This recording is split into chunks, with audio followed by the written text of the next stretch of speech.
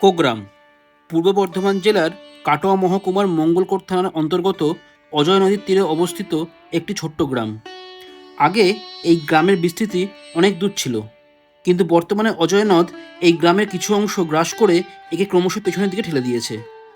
যারা এই কোগ্রামের নাম শুনেছেন তারা জানেন এই সুন্দর গ্রাম্য প্রকৃতির মাঝখানে রয়েছে এক সতীপীঠ, অর্থাৎ দেবী সতীর 51 সতীপীঠের একটি পীঠস্থান হলো কোগ্রামের এই উজানি সতীপীঠ, যেখানে মা সতীর বাম কোণেই পড়েছিল। আজকের আমাদের এই ভিডিওতে আমরা ঘুরে দেখব এই উজানি সতীপীঠ এবং এই সতীপীঠ সংক্রান্ত যাবতীয় তথ্য আপনাদের সামনে তুলে ধরার চেষ্টা করব, এবং এই ভিডিওর মাধ্যমে শেষ হবে আমাদের বর্ধমান জেলার সমস্ত সতীপীঠ ভ্রমণ। এর আগে বর্ধমান জেলার বাকি যে সমস্ত সতীপীঠগুলো ঘুরে দেখেছিলাম সেই সমস্ত সতীপীঠগুলোর ভিডিওর লিঙ্ক নিচের ডেসক্রিপশন বক্সে দেওয়া রয়েছে, চাইলে একবার ভিডিওগুলো দেখে নিতে পারেন। তো চলুন শুরু করা যাক আজকের আমাদের উজানি সতীপীঠ ভ্রমণ।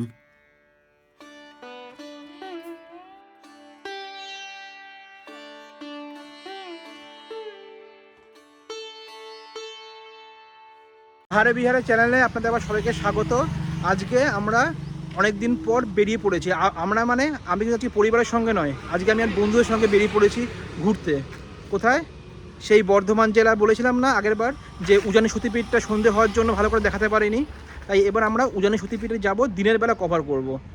তো এখন আমি যার সঙ্গে রয়েছি তাকে আপনি আগেও আমার চ্যানেল অনেকবার দেখেছেন। ইন্ট্রোডিউস করাচ্ছি আবার আপনাকে, মানে রিইন্ট্রোডিউস হচ্ছে তার। দেখুন তো। হ্যালো বন্ধুরা, অনেক দিন পর আবার আমরা দুই বন্ধু বেরিয়েছি একসঙ্গে। আজকে ডেস্টিনেশন আগে বলেছিস কোথায় যাচ্ছি আমরা? উজানি সতীপীঠ বর্ধমান জেলার উজানি সতীপীঠে যাচ্ছি। উজানি গ্রামে অবস্থিত, এটাকে মঙ্গলচন্ডিকা সতীপীঠও বলা হয়। তো আমরা যাচ্ছি সেখানে, আর অনেক দিন পর বেরিয়ে। থ্যাংক ইউ ভাই, খুব খুব ভালো লাগছে তোর সঙ্গে আবার বেরিয়ে, আর অনেক দিন পর আমি বেরোলাম। ঠিক আছে, তো দারুণ এনজয় হবে। চলুন আপনাদের সঙ্গে। আর অভিষেক তো এখন আমাদের চ্যানেল আহারে বিহারে যথেষ্টভাবে মানে আপনারা সাপোর্ট করছেন বলে খুব ভালো লাগছে। তো আমি একটা নতুন অ্যাডিশান। চলুন আমরা যাচ্ছি উজানি গ্রামে উজানি সতীপীঠ দেখবো, খুব মজা করব, আপনাদের সঙ্গে থাকবো, আপনারাও সঙ্গে থাকবেন। এডিশন না, ও কিন্তু আগেও ছিল, কিন্তু প্রথম দিককার ভিডিওতে ও ছিল। আসলে অনেকদিন আসেনি, তো কি করবো বলুন। আজ তো চলুন, সেদিনকে অন্ধকারের জন্য সন্ধে হওয়ার জন্য ভালোভাবে দেখাতে পারিনি উজানি সতীপীঠটা, শুধুমাত্র যোগাত্রাটা ভালো করে দেখিয়েছিলাম। আজকে উজানিটা পুরো A to Z আপনাদের দেখাবো। আজকে এখন আমি রয়েছি মগরা থেকে একটু এগিয়ে, মগরার রাস্তায় জিটি রোডের ওপর খন্নানে আছি মনে হয়। আমরা এখন খন্নানে আছি। এই যে একটা সাই বাবার মন্দির আছে, এই সাই বাবার মন্দিরের সামনে আমরা একটুখানি দর্শন করলাম। দর্শন করে এখান থেকে ব্লগিংটা স্টার্ট করলাম। এবার যাব বর্ধমান থেকে আমরা যাব হচ্ছে উজানি গ্রামে। অনেকটা লাগবে, 1 ঘন্টা, প্রায় 3 ঘন্টা মতো লেগে যাবে। হ্যাঁ, প্রায় 3 ঘন্টা লাগবে, যেরকম গুগল ম্যাপে দেখলাম। 3 ঘন্টা লাগবে। তো চলুন যাত্রা শুরু করি, অনেকটা যেতে হবে, সঙ্গে থাকুন।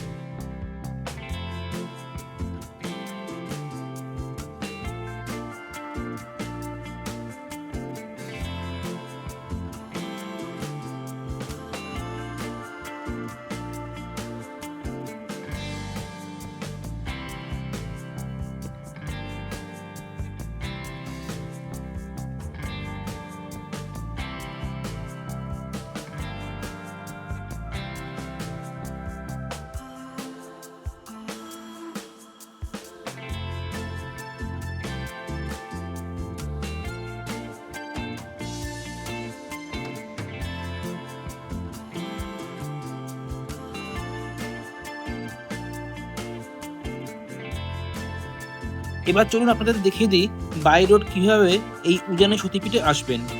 আমরা যেখান থেকে স্টার্ট করেছিলাম, অর্থাৎ হালিশহর থেকে উজানি সতীপীঠের দূরত্ব প্রায় 115 কিলোমিটার, সময় লাগবে প্রায় 3.5 ঘন্টার মতো। হালিশহর থেকে উজানি সতীপীঠ দুভাবেই যাওয়া যায়, আমি আপনাদের দুটো রুটই দেখিয়ে দিচ্ছি।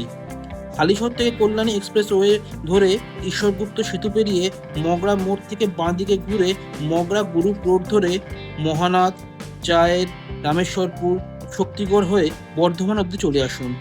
তারপর বর্ধমান থেকে সোজা মহাচন্দা, পলার, বামসরে, কালাপাহাড়ি পেরিয়ে মঙ্গলকোটে চলে আসুন। তারপর মঙ্গলকোটে এসে মঙ্গলকোট থানা পেরিয়ে নতুনহাট বাস স্ট্যান্ড থেকে বাঁ দিকে ঘুরে নতুনহাট ঘুষকরা রোড ধরে মা মঙ্গলচণ্ডী বাস স্টপে চলে আসুন। সেই মা মঙ্গলচণ্ডী বাস স্টপ থেকে কাঁচা রাস্তা ধরে কিছু দূর এগিয়ে গেলেই পড়বে এই মা উজানি সতীপীঠ। এবার আসি আরেকটা রুটে। মগরা থেকে সোজা এসে জিটি রোড ধরে পান্ডুয়া, বইচি, দেবীপুর, মেমারি, কুসুমগ্রাম, মান্তেশ্বর, চন্দ্রপুর, ভাতাকুল পেরিয়ে মুরাতিপুর বাসস্টপ অবধি চলে আসুন। সেই মুরাতিপুর বাসস্টপ থেকে ডান দিকে ঘুরে কালাপাহাড়ি, মঙ্গলকোট, নতুনহাট বাসস্ট্যান্ড থেকে সোজা চলে আসতে পারেন কোগ্রামের এই মা উজানি সতীপীঠে। অর্থাৎ এই দুইভাবেই আপনারা এই মা উজানি সতীপীঠে আসতে পারেন। ট্রেনে করে আসতে হলে আপনাদের হাওড়া থেকে ধরে নিতে হবে হাওড়া বর্ধমান লোকাল এবং নেমে পড়তে হবে ঘুষকরা স্টেশনে। সেই ঘুষকরা স্টেশনে নেমে নতুনহাটগামীর যে কোনো বাসে উঠে নেমে পড়ুন নতুনহাট বাস স্টপে। সেই বাস স্টপ থেকে একটি টোটো ভাড়া করে চলে আসতে পারেন এই উজানি সতীপীঠে। বন্ধুরা, এখন আমরা মেমারি রেলগেটটা ক্রস করলাম, শক্তিগড়ের দিকে যাচ্ছি। আমরা শক্তিগড়ে হল্ট করে কিছু খাওয়া দাওয়া করব, তারপর আবার বেরোবো। এখন দুপুর 11টা প্রায় বেজে যাবে মনে হচ্ছে যেতে যেতে, কারণ মাঝখানে আমরা এতবার দাঁড়াচ্ছি, এতবার হল্ট করছি, ছবি টবি নিচ্ছি, তো এর জন্য মনে হয় একটু সময় লাগবে। এখন আমরা শক্তিগড়ে ঢুকছি, শক্তিগড়ে ল্যাংচা খাবো অনেকদিন পর, বহুদিন পর। হ্যাঁ ঠিক, শক্তিগড়ের ল্যাংচা তো মানে অনেক দিনই খাইনি। হ্যাঁ। শক্তিগড় দিয়ে যাচ্ছি তো ল্যাংচাটা হচ্ছে মাস্ট, শক্তিগড়ের ল্যাংচাটা ট্রাই করব। আর আজকে উজানি সতীপীঠটা যেটা আমি চেষ্টা করছি আজ করবো যে খুব খুঁটি দেখানোর, কারণ সন্ধ্যেবেলা যেটা আমি মিস করে গেছি, যে জিনিসগুলো ভালো করে দেখানো হয়নি, সেটা বলেছিলাম আপনাকে পূরণ করবো। তো আজকে সেটাই আমার রয়েছে। তো চলুন আমরা এখন শক্তিগড়ে দাঁড়াবো, শক্তিগড়ে গিয়ে খাওয়া দাওয়া করবো। সঙ্গে থাকুন। কিন্তু শক্তিগড়ের ল্যাংচা আর খাওয়া হলো না, কারণ আমাদের হঠাৎ মনে পড়ল দুপুরে মন্দির বন্ধ হয়ে যেতে পারে। তাই আমরা ল্যাংচার মায়া ত্যাগ করে সোজা গাড়ি ছুটালাম কোগ্রামের উজানি সতীপীঠের দিকে। রাস্তায় আমরা অনেকবার দিক ভুল করে ভুল রাস্তায় ঢুকে পড়েছিলাম, তাই আমাদের গন্তব্যে পৌঁছতে অনেকটা সময় লেগে গেছিল। এই অনেক বাধা পেরিয়ে শেষমেশ আমরা এই কোগ্রামে পৌঁছলাম, যেখানে মা সতী মঙ্গলচণ্ডী রূপে বিরাজ করছেন।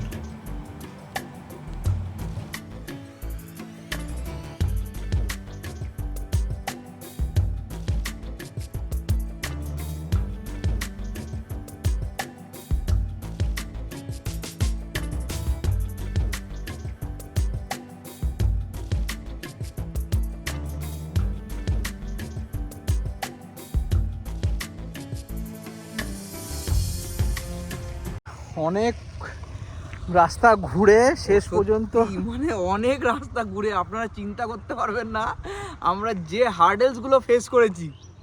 মানে সত্যি বলছি, অনেক রাস্তা ঘুরে সেই কোগ্রামে এই 51 সতীপীঠে একটা সতীপীঠ উজানি সতীপীঠে পৌঁছলাম। সেদিনকে সত্যি সন্ধে হয়ে গেছিল, আর শঙ্করবাবু গাড়ি চালাচ্ছিল বলে আমি প্রথম বুঝতে পারিনি। আজকে আমি নিজে ড্রাইভ করে এসেছি। অনেক মানে গ্রাম বাংলা বলতে সত্যিকারে গ্রাম বাংলা, আর পরিবেশটা সত্যিকারে মানে এত সুন্দর, এত শান্ত স্নিগ্ধ, যাকে বলে সত্যিকারে গ্রামের মানে মন জুড়িয়ে গেল, সত্যি কথা বলতে মন জুড়িয়ে গেল। আর আমরা খাওয়া দাওয়াও স্যাক্রিফাইস করেছি, মানে খাইও নি হিসাব মতো বলতে গেলে, একদমই খাইনি। আজকে অনেক কষ্ট করে এই উজানি সতীপীঠে আমরা পৌঁছলাম। তবে এখন 12টা থেকে 3টে অবধি যেহেতু ভোগ দেওয়া হচ্ছে, আমরা টাইমটা দেখে আসিনি, তার জন্য এখন মন্দির একটু কিছুক্ষণের জন্য বন্ধ রয়েছে। আমরা 3টের পর যখন মন্দির খুলবে আবার যাবো, তা কিন্তু অপেক্ষা করতে আমাদের কোনো অসুবিধা নেই, কারণ এত সুন্দর জায়গা, এত দেখুন চারপাশে এত সুন্দর ক্ষেত, এত সবুজে সবুজ, গ্রাম বাংলা যাকে বলে। এই গ্রাম বাংলা এই শান্ত স্নিগ্ধ প্রকৃতি অপরূপ শোভা উপভোগ করতে তো আমাদের আশা। মেনলি তো উজানি তো আসছেই, কিন্তু তার সঙ্গে যে আমি এই জায়গাটা কেন চুজ করছি তার মেন কারণ হচ্ছে এই এত গ্রাম বাংলার সবুজ, এই সবুজ আর প্রকৃতি, এই সব কিছু মিলেমিশে এক মানে চোখ পুরো জুড়িয়ে যায় যাকে বলে। সেটাই এই তার মাঝখানে এই সতীপীঠটা তীর্থস্থান হিসাবে একটা সুপ্রতিষ্ঠিত। আমরা যদি বলতে চাই যে এটা কিন্তু একটা সতীপীঠ, মানে ভাববেন না যে নর্মাল জায়গা, এটা কিন্তু একটা সতীপীঠ। অবশ্যই এটা এটা একটা সতীপীঠ, এটা গ্রাম হতে পারে কিন্তু এটা একটা সতীপীঠ। আর এই সতীপীঠ সম্পর্ক মায়ের সতীর যে দেহ ছিন্ন বিচ্ছিন্ন হয়ে যে সব জায়গায় পড়েছিল, সেই সেই গল্পে আমরা গেলাম না, সবাই জানেন তো। আর এখানে মায়ের সতীর নাম হচ্ছে মা মঙ্গলচণ্ডী, আর এখানে ভৈরব হলেন কপিলাম্বর। তো দুর্দান্ত লাগছে আজকে। আর আজকে গাড়ি চালিয়ে খুব মজা হয়েছে, তাই না? একদম, মানে গাড়ি চালিয়ে আমরা অনেক হার্ডেলস ফেস করেছি, কিন্তু গাড়ি চালিয়ে আমরা যে মানে আলটিমেটলি এখানে যে পৌঁছেছি, এত কিছুর পরে, এত গ্রামগঞ্জের গলির মধ্যে দিয়েও এসে এখানে যে পৌঁছেছি, এটা সত্যি খুব আরামদায়ক। মানে এত গরমের মধ্যেও আমরা যেখানে এসেছি খুব শান্তি লাগছে। আর মায়ের মন্দির দেখে, মানে মায়ের মন্দিরে যে প্রবেশ করতে পারবো, সেটা তো আরও শান্তির ব্যাপার। তো খুব সুন্দর লাগছে, খুব ভালো লাগছে। আমরা সতীপীঠে প্রবেশ করবার কিন্তু এখন বাজে হচ্ছে কটা বাজে? এখন 1:30 বাজে। এখন বাজে হচ্ছে 2:20। 2:20 বাজে। আমরা 3টের পর আমরা যখন মন্দির খুলবো তখন আমরা প্রবেশ করতে পারবো, কিন্তু তার আগে এই চারপাশটা, মানে গ্রাম বাংলার সবুজ প্রকৃতি, গ্রাম বাংলার এই স্নিগ্ধতা আপনাদের সামনে একটুখানি তুলে ধরি। চলুন দেখে নিন এই গ্রাম বাংলার অপরূপ প্রকৃতি।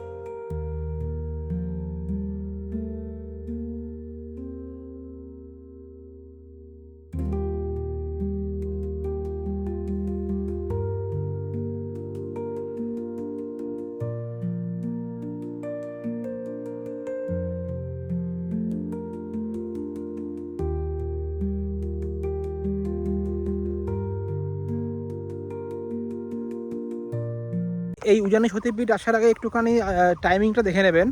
আমরা যেহেতু টাইমিংটা দেখে আসিনি, সেই জন্য আমরা আশেপাশে এই ক্ষেতের মধ্যে ঘুরে বেড়াচ্ছি। আমি এই টাইমিংটা নিচে স্ক্রিনে দিয়ে রাখলাম, তাহলে আপনাদের কোনো অসুবিধা হবে না। এই টাইমিংটা দেখে তবেই আপনারা উজানি সতীপীঠে আসবেন, নইলে আমাদের মতো এইভাবেই এদিক ওদিক ঘুরতে হবে।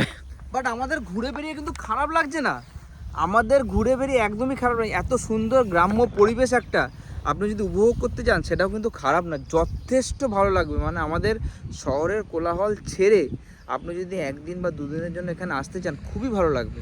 তবে যদি অভিষেক যেমন বললো যে টাইমিংটা দিয়ে দেবে, আপনি টাইমিং দেখে আসবেন, তাহলে কী হবে, আপনারা প্রপার টাইমে এসে মন্দিরটা দর্শন করতে পারবেন। সেই জন্য টাইমিংটা স্ক্রিনে নিচে দিয়ে দিলাম। টাইমিংটা দিয়ে দেওয়া। চলুন এবার যাবো, টাইম যাওয়া যাক, হ্যাঁ। সময় হয়ে আসছে।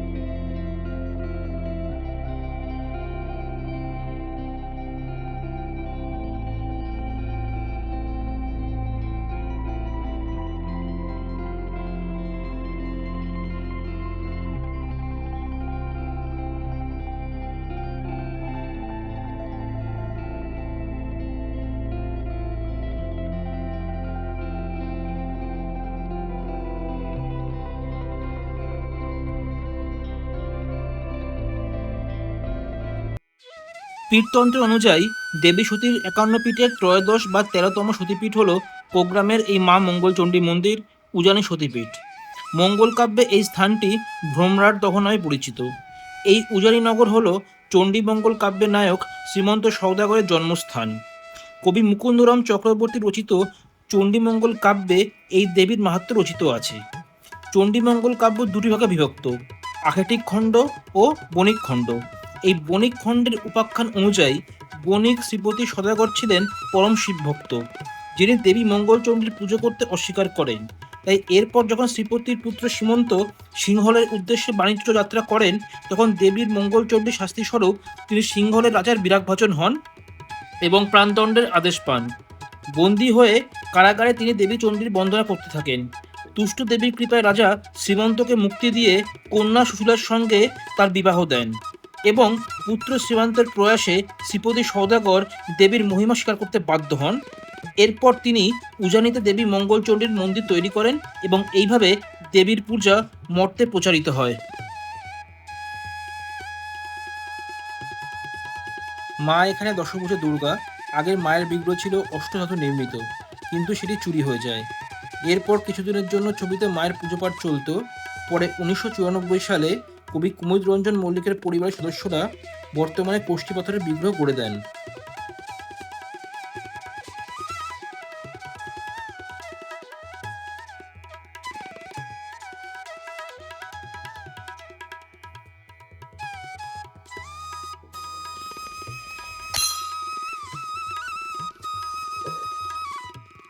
মন্দিরেই রয়েছে দেবীর ব্রহ্মশিলা।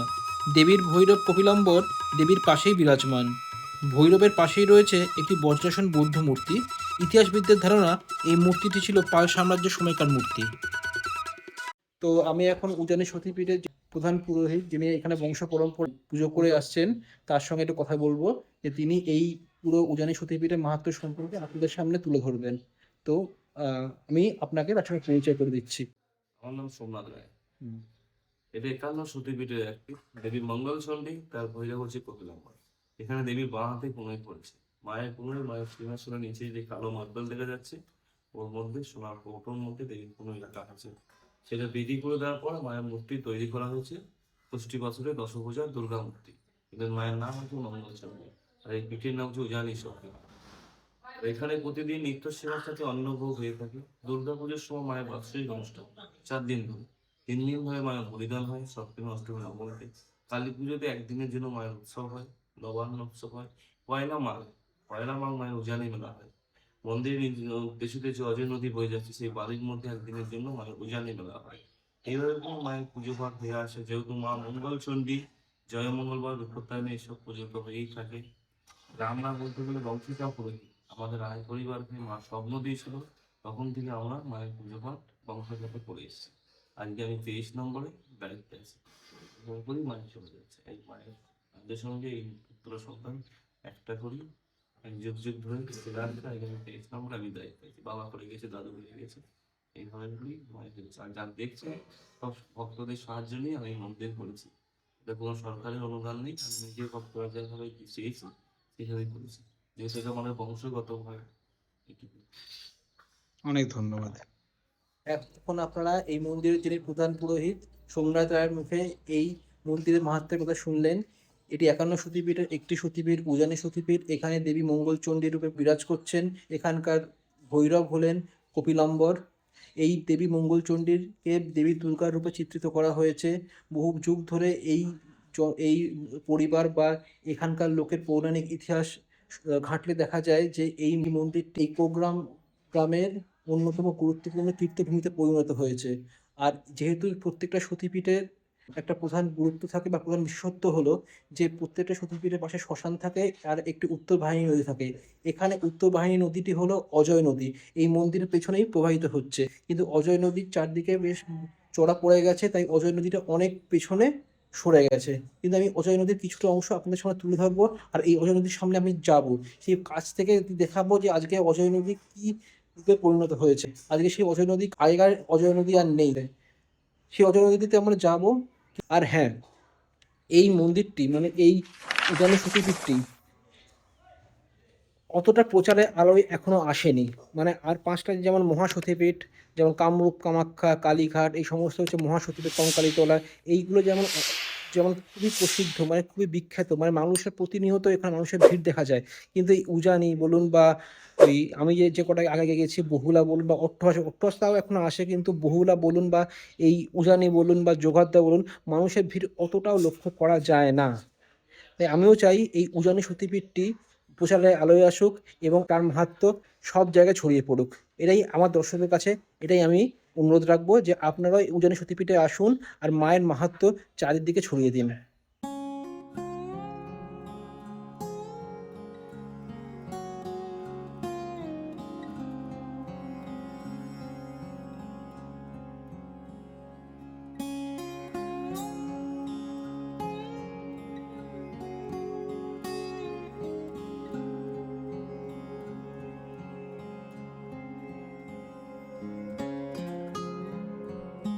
পৌরাণিক ইতিহাস থেকে জানা যায় যে মন্দিরটি প্রথমে প্রতিমার নিচে সোনার পাত্রে মায়ের বাম কবজি রেখে স্থাপন করা হয়েছিল।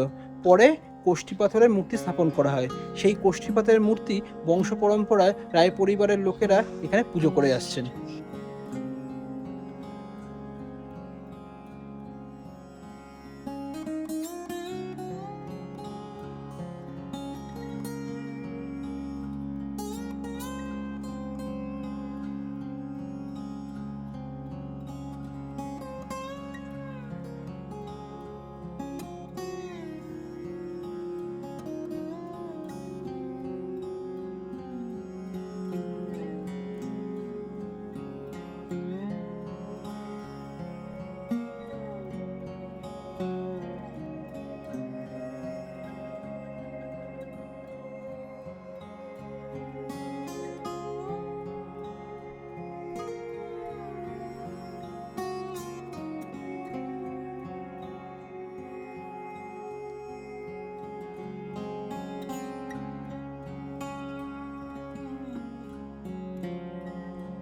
তো আমি এখন দাঁড়িয়ে আছি এই মন্দিরের পেছনে অজয় নদীর সামনে, কিন্তু অজয় নদী দেখুন কোথায় চলে গেছে।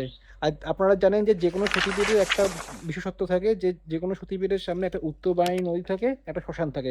শ্মশান তো আর এখানে নেই, নদী আছে, কিন্তু নদী এখন চড়া পড়তে পড়তে পড়তে কোথায় চলে গেছে সেই অজয় নদী। এই দেখুন, আমরা আমরা ওখানেও গেছিলাম। আমরা এই ভিডিওতে আপনাদের দেবো যে এক্স্যাক্টলি কতটা নদীটা আছে আর কতটা নদীটা নেই। তবে চড়া পড়ার জন্য অনেকটা নদী শুকিয়ে গেছে, আর এখন তো গ্রীষ্মকাল, তো ভিডিওটা দেখবেন, আমাদের পুরোটাই দেওয়া আছে ভিডিওর মধ্যে। সেটা দেখে নিন এরপর, যে আমরা অজয় নদীর কাছে গিয়ে গেছিলাম, অজয় নদীটা কোথায় যেতে যেতে চড়া পড়তে পড়তে কোথায় পৌঁছে গেছে। সেই গরমকালে, এই গ্রীষ্মকালে অজয় নদীর অবস্থাটা দেখুন।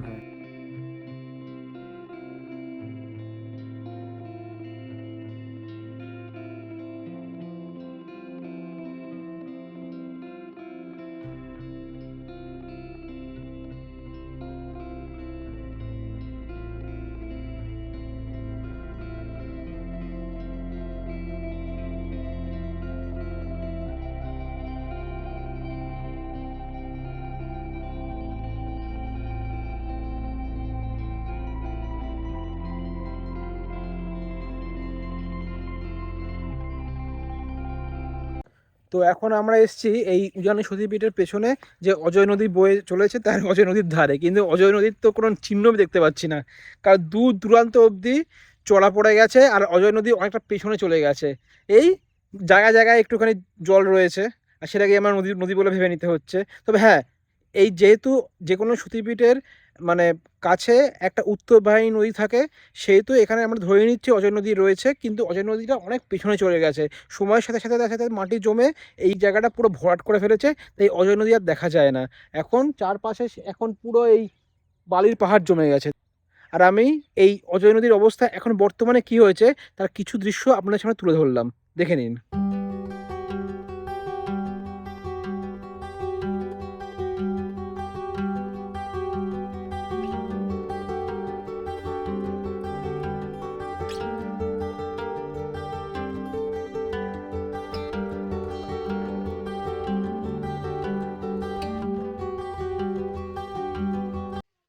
তো আমাদের এখন আজকের মতো উজানি সতীপীঠ দর্শন এখানেই সমাপ্ত হলো।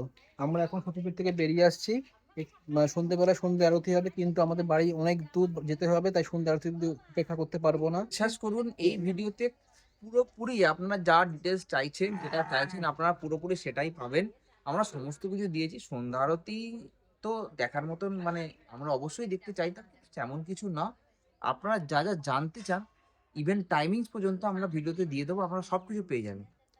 তো আজকের এই সতীপীঠ দর্শন আপনাদের কেমন করাতে পারলাম কমেন্ট করে জানাতে ভুলবেন অবশ্যই না। কমেন্ট করে জানাবেন কিন্তু আমাদের যে এই একটা 51 সতীপীঠের একটা সতীপীঠ আপনাদের কেমন লাগলো, এবং আমরা চাই আমরা ভিডিওটা এই জন্যই করা যেন আপনারা এখানে আসুন এবং খুব ভালো লাগবে, আপনাদের মন থেকে আপনারা খুব শান্তি পাবেন।